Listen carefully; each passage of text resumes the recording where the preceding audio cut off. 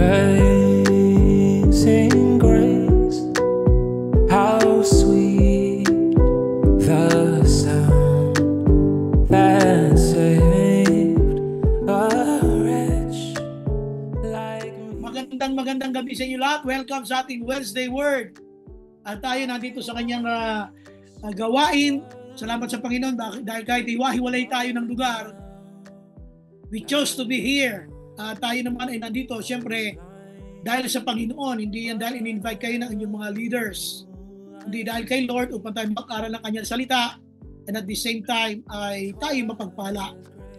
Alam niyo, mayroong kasabihan na ang isang batang lumaki na ang kanyang lagi naririnig ay mga negative criticism ay hindi lalaki na appreciative. So, ang bata na lumaki sa negative criticism ay hindi siya lalaki o matututunan niya ang pagiging appreciative kasi ang laki niya naririnig ay negative. Si Ay de las Alas ng panay, ang batang masipag ay lalaking pagod. Nagano si Ay, sabi ni Ay, ang batang masipag ay lalaking pagod. Naman gano'n na. Sobra naman siya, no? Pero gusto ko i-share sa inyo ngayong gabi, alam nyo, marami kasi sa buhay ng tao, marami sa buhay natin na kahit Kristiyano na tayo, nakakatanggap tayo ng mga news, negative, iba positive. Tapos sa buhay natin nakakaranas tayo ng mga problema sa bahay, problema pang personal. And sometimes the Word of God na ating nalaman, nakakalimutan natin. Ibig sabihin nakakalimutan, yung bang nakaka-apekto sa iyong lakad, sa iyong buhay pananampalataya. Kahit alam mo ang salita ng Diyos ay punong-puno ng paalala, punong-puno siya ng pangaral sa atin, minsan nakakalimutan natin yung mga turo ng Biblia. So ngayong gabi, ang gusto kong isipin ninyo, habang tayo ngayon ay pagbabasa ng Biblia, what really comforts you when you feel lonely? Pag malungkot ka, ano nagko-comfort sa iyo? Siyempre, Bible. No? What comforts you pag ikaw ay malungkot? Sabi ng youth, pag nag-chat yung crush ko, ewan, hindi naman ganun lang yun, ano. O kaya naman, pagka pinusuan nung crush ko yung aking post. O kaya pagka lumingon sa akin yung crush ko, yun, medyo nawawala yung aking lungkot. Ngayong gabi, alam nyo, gusto ko ipaalala sa inyo ang mga salita ng Panginoon na punong-puno ng yaman at pagbibigay sa atin ng kalakasan ng kalooban. Kaya lang nakakalimutan natin yung kaya minsan nanlalamya tayo para tayo napapagod. At pag tinignan mo yung Bible, ang ganda-ganda ng mga pangako sa atin, pero bakit tayo nakadarama? Minsan para tayo napapagod.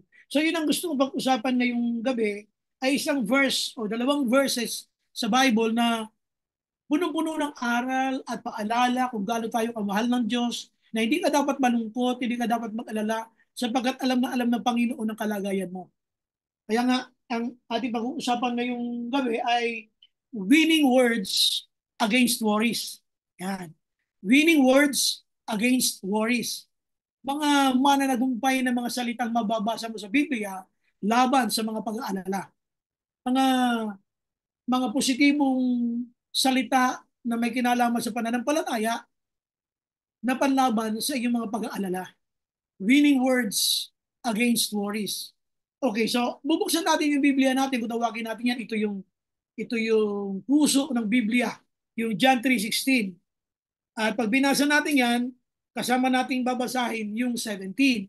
Ito kasi ay pangontra sa mga taong malalamya na ang Christian life. Ito ay pangontra sa mga Kristiyanong nagdududa na sa Panginoon. Ito ay pangontra sa mga Kristiyanong akala niya pinabayaan na siya ng Panginoon.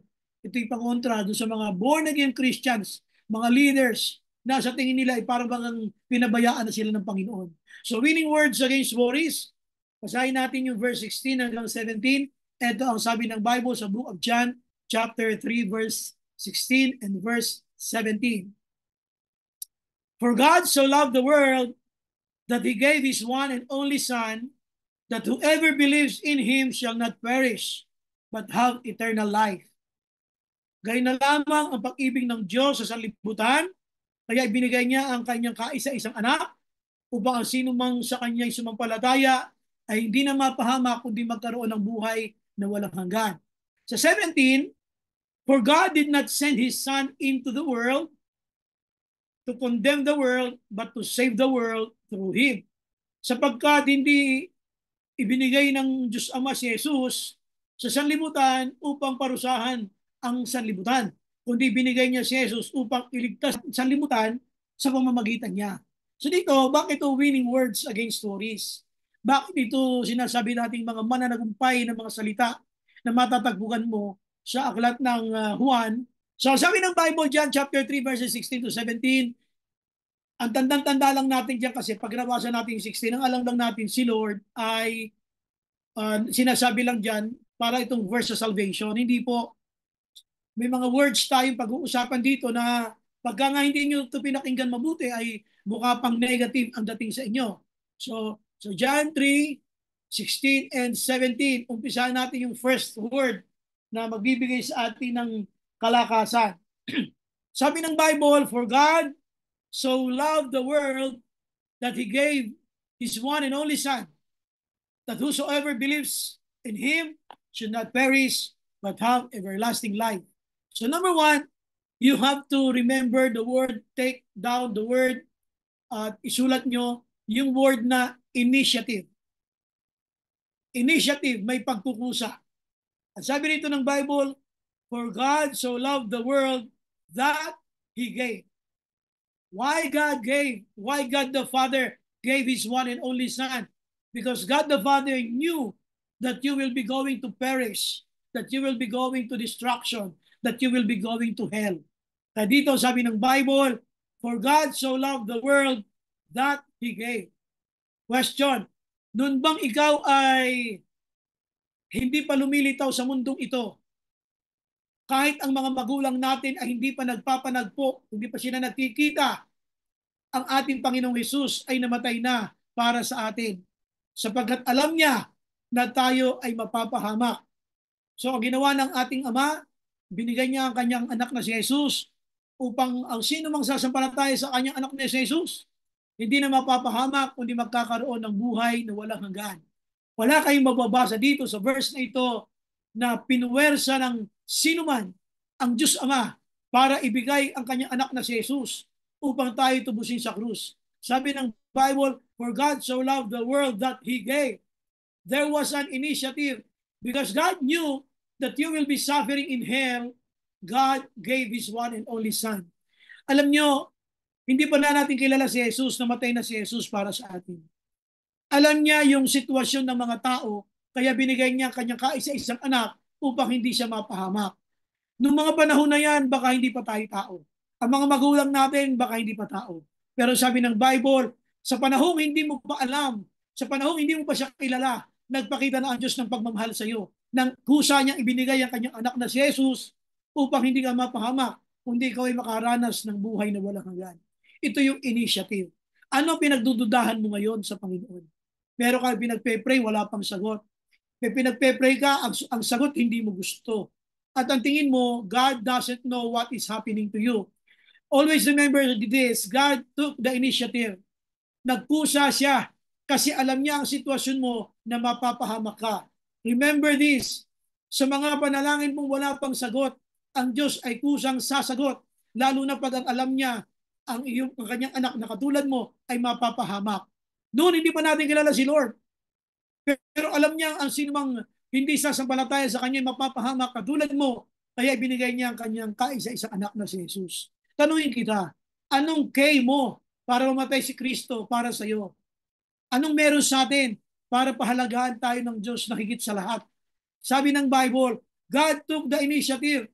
Kahit puro kasalanan ang ginagawa natin, kahit puro pagsuway ang ginagawa natin, remember, God took the initiative because He cares for you.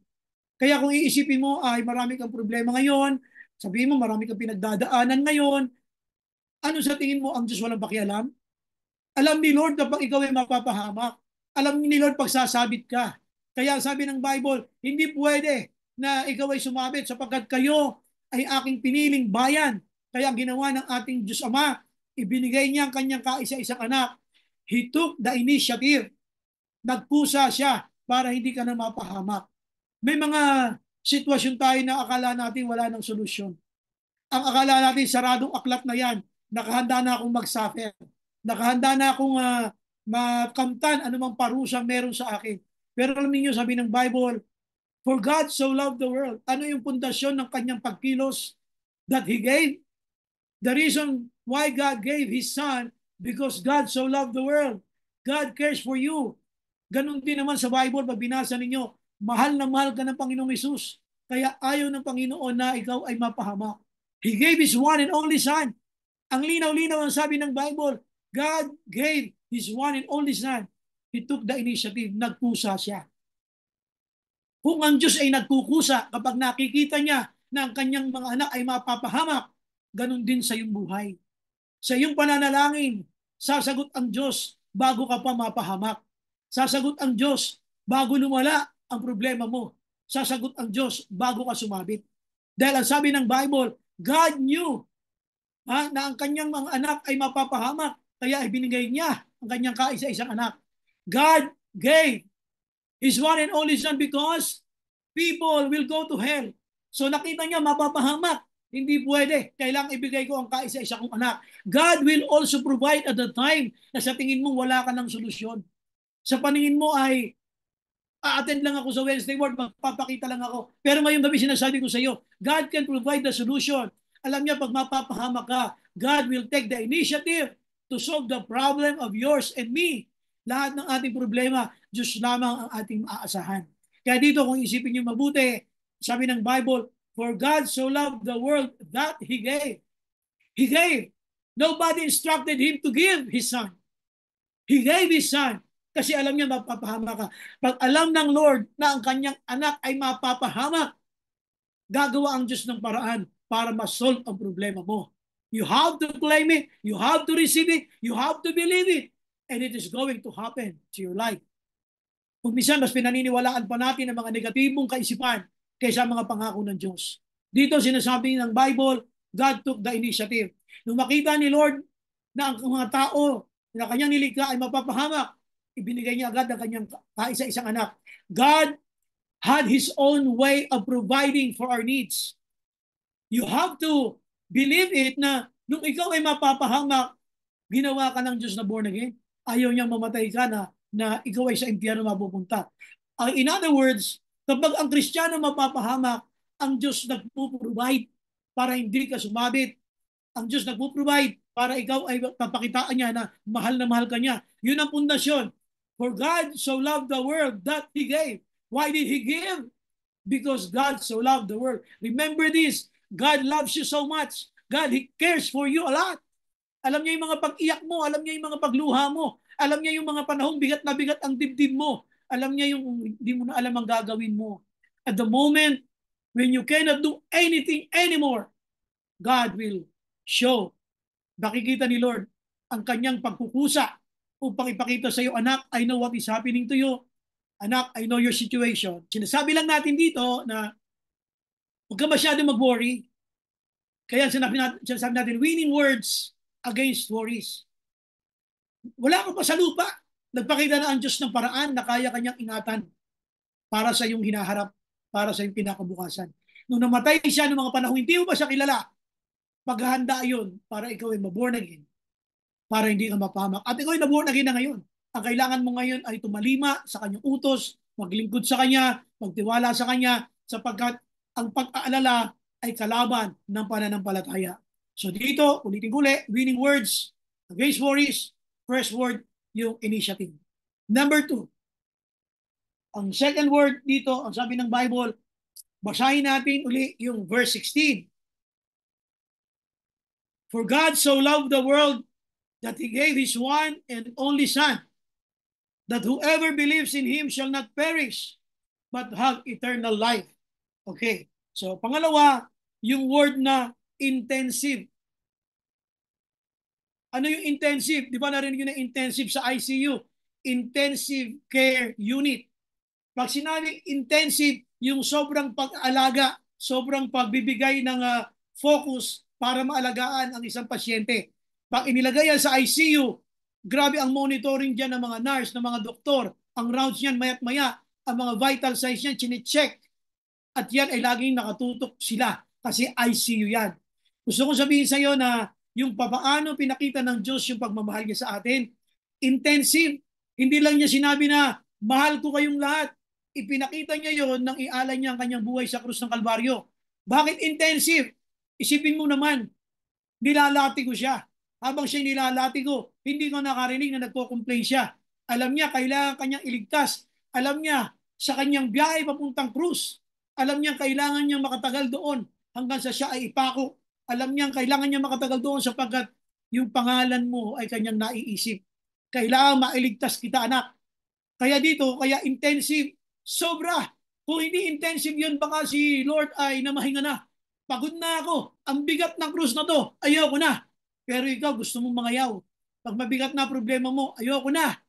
Gusto ko ng mangayaw, babaan na tayo ng krus. Hanggang dito na lang ako. Hindi ko na kayang ialay ang buong buhay ko na sinasabi ng Bible. Hanggang dito lang ako. So mga kapatid, ang sinasabi ko dito ay intensive yun. Hanggang sa lahat ng mga winika ni Jesus sa krus, pagpapakita ng matinding pagpapahalaga sa atin. Alam niyo, kauna-unahang lumabas sa kanyang bibig nung siya ay nakapako sa krus, Ama, patawarin mo sila sapagat hindi nila alam ang kanilang ginagawa. See, ganun ka-intensive. God defend you. Dinipensa ka ng Diyos kasi mahal ka ng Diyos. Pero ikaw hindi. Meron lang mga antyaw sa'yo na ikaw ay born again, ayaw mo na umattend. May magsabi lang sa'yo na ikaw pala ay Christian, nagba-Bible ka. Halos apektado na pati prayer life mo. Sasabihin mo kay cell group leader mo, hindi ka na a-attend at manlalata ka na. Si Lord, hindi nanlata. Kahit pagod na siya. Intensive yon. Kailangan kanyang mailigtas. Hanggang sa pinako na nga sa krus. At alam natin ang sabi ng Bible, habang nakapako sa krus, siya nililibak ng mga tao. At habang siya nililibak ng mga tao, siya iniinsulto ng mga tao. At ang mga tao ay dumudura habang siya ay pinagmamasdan. Akala ko yan ang tagapagligtas ng Mesiyas na sinasabi nila. Ba't hindi niya iligtas ang kanyang sarili, pati na kami? Kaya dito mapapansin mo yung God cares for you. Hindi siya bumitaw. In other words, hindi siya nagpa-apekto sa sinasabi ng tao. Kaya wag ka rin magpa-apekto sa sinasabi nila tungkol sa pagiging Kristiyano.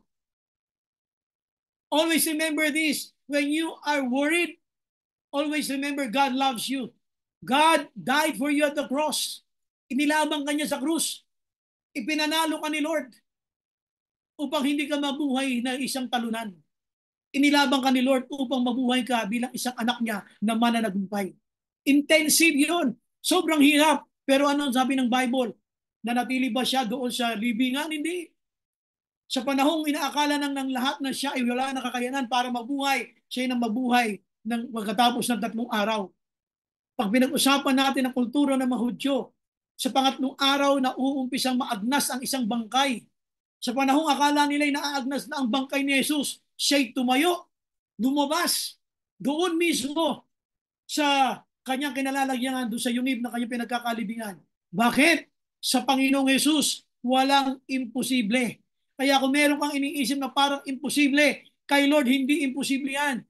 God cares for you a lot, intensively. Nakafocus siya sa iyo, kaya hindi siya bumaba sa krus nung pagod na siya.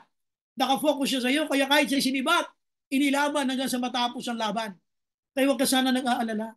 Huwag ka sana nag-worry. Ang problema mo, marites lang. Ang problema natin, konting hindi lang magandang pakiramdam sa katawan. Ang problema natin ay marahil konting problema ng pinansyal. Pero balikan nyo ang Biblia. Pinabayaan ka ba ng Diyos? Hindi. Hindi tayo pinabayaan. Kaya kung mapapansin nyo, He took the initiative for us to have that intensive care for you. Sobra ang pagka-focus niya. Hindi siya nagpa-apekto maging sa mga kriminal na katabi niya habang siya ay nakapako sa krus. Pati yung mga kriminal, iniinsulto siya samantalang wala naman talaga siyang kasalanan. Ang gusto ko lang sabihin dito is, mahal na mahal ka ng Diyos. Si Lord, He's really caring for you.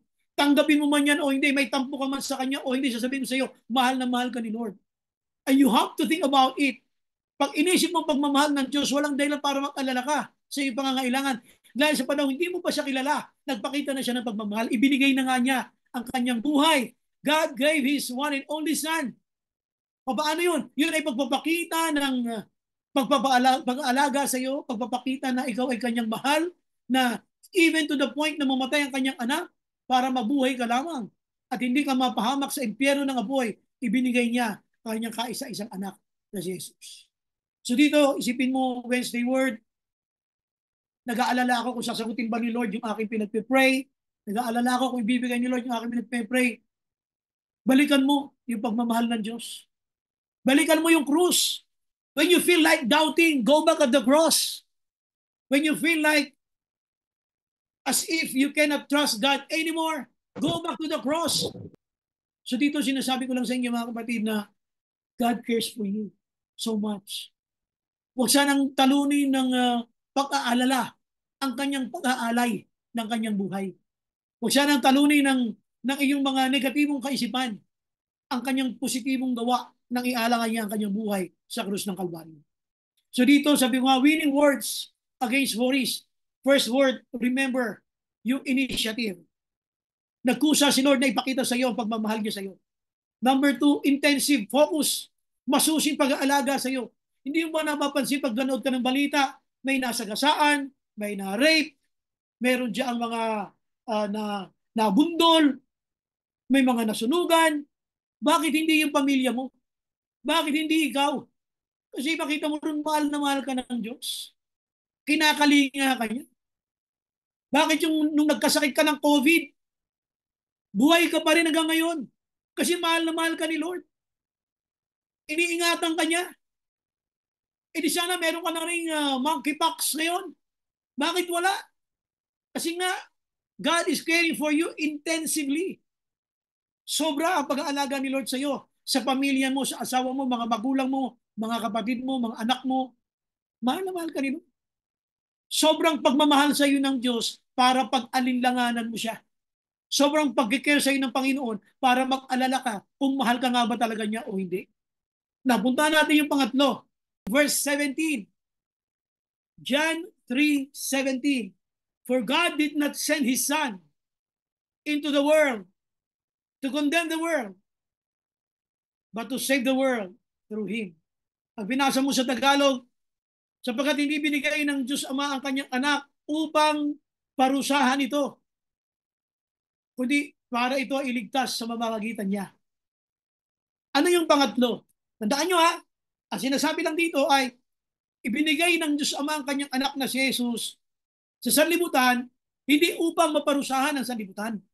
Hindi upang maparusahan, kundi upang iligtas ito sa pamamagitan ng kanyang anak na si Jesus. Ano yung pangatlo dito? Itong word na gabanggitin ko ay pag hindi ka nakinig mabuti, negative ang dating sa iyo nito. Kaya I want you to listen carefully. Kaya kung may kausap ka, huwag ka muna makipag-usap, pakinggan mo yung sinasabi ko. Ang number 1 natin, initiative. And number 2, intensive. And number 3, insensitive. Yan. Insensitive. Pag sinabing insensitive, walang pakialam, manhid, negatibong salita. Pag sinabing insensitive, walang pakialam yan. Wala yung, he doesn't care about people's feelings, parang ganun. Wala yung konsiderasyon. Ngayon, pag-usapan natin, ganun pala pastor ang salitang yan eh. Ba't nasali yan dyan yung word na insensitive? Alam nyo, insensitive, dito, yung wala siyang pakialam, kahit hubaran siya. Yun ang ibig ko sabihin. Kahit siya ay latiguhin, wala siyang pakialam. Insensitive siya doon sa kanyang magiging damdamin. Insensitive siya doon sa pag hinubaran siya, mahihiya na siya, hindi. Tinuloy ang pagtubo sa atin. At doon hanggang sa krus. Ang insensitive dito, alam niyo ba? Alam niya mapapahamak ang sanlibutan. Hindi siya insensitive. Alam niya mapapahamak. Ibinigay niya ang kanyang bugtong na anak. Hindi siya insensitive. Kaya ako ginamit ang word na insensitive just to catch your attention. Isipin mo mabuti. Kung ang Diyos ay insensitive, pababayaan ka lang niyang mapunta sa impyerno. Pero ang Diyos hindi. Nakita niya lahat ang pwedeng mangyari. God the Father knew that He had to let His Son die just for us to be saved. Kaya sabi dito ng Bible, yung kanyang naranasan na pag-aalay ng kanyang buhay, ang kapalit nun ay yung kahihiyan. Sipin mo, nakapako siya krus, tinanggalan siya ng saplot.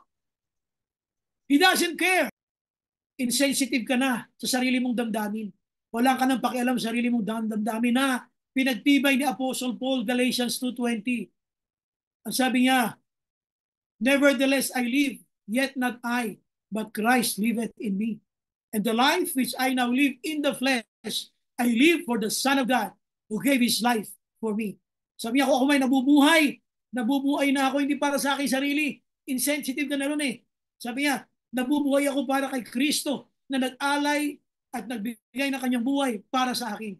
Kung sabi mo na si Kristo na ang nasa puso mo, nabubuhay ka na para kay Kristo, insensitive ka na sa mga negative na sasabihin sa iyo ng mga tao. Wala ka nang pakialam doon.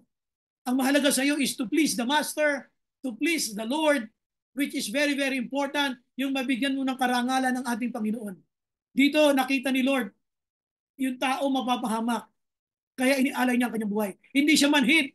Mapapahamak ang aking nilikhang sangkatauhan, kaya binigay niya ang kanyang anak na si Jesus. Kumusta ka?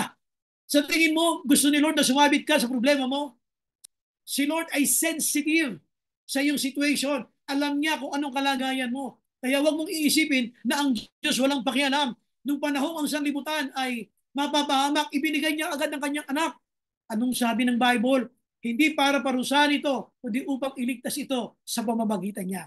Kaya mga kapatid, ngayong gabi, gusto kong isipin sa ngayong gabi na kung nag-iisip ka na si Lord insensitive, manhid sa panalangin mo, siya'y manhid sa mga prayer mo, nagkakamali ka. Hindi mo pa siya kilala. Nung makita ng Diyos na mapapahamak tayo, ibinigay niya na agad ng kanyang anak. Hindi siya insensitive.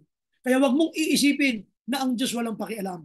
Kaya ito yung winning words against worries. Yung insensitive, paglamanan mo yan. Kaya ako binabanggit niya kasi yan ang sakit na maraming Christian. Ang tingin nila si Lord walang pakialam.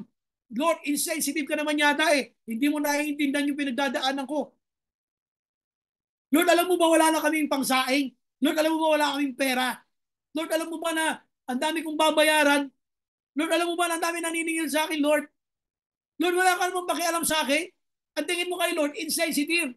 Pero sabihin ko sa iyo, hindi. Kailangan paglabanan mo yan na may pananampalataya. Sabi ng Bible, naparito siya, hindi para mabarusahan ng salibutan, naparito siya upang iligtas ito sa pamamagitan niya.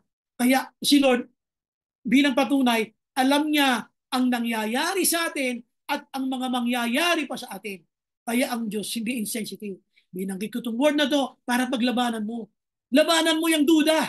Labanan mo yung pag-aalinlangan mo. Labanan mo yung mga tingin mo na lagi kang victim sa buhay na ito.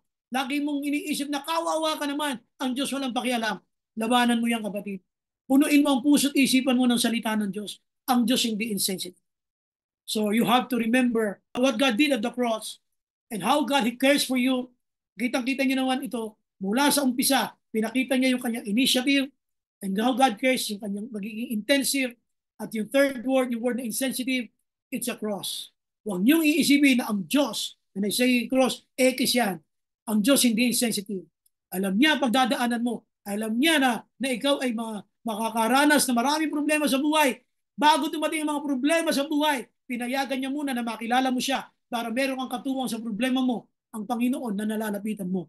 So dito mga kapatid, ano ang konklusyon na mensaheng ito ngayong gabi? Ito ang sabi ng Panginoon sa mensaheng ito, you cannot trust God and worry at the same time. Ulit ha, you cannot trust God and worry at the same time. Hindi mo magagawang magtiwala sa Diyos. Nakasabay naman nun ay nag-aalinlangan ka sa Diyos. Hindi. If you want to trust God, hold on to His Word. Huwag mo siyang pag-aalinlanganan. Dahil hindi mo pa siya kilala, nagpakita na siya ng kanyang dakilang pagmamahal. Sino ka para pag-alilanganan siya? Napakadami ng pruweba ng Diyos sa iyo at sa pamilya mo kung gaano niya tayo minamahal. Kaya wag kang mag-aalinlangan sa kanyang pangako. Kapit sa pangako. Kapit sa pangako. Amen? Maraming salamat sa inyong lahat. Welcome uli sa ating Wednesday. Amen.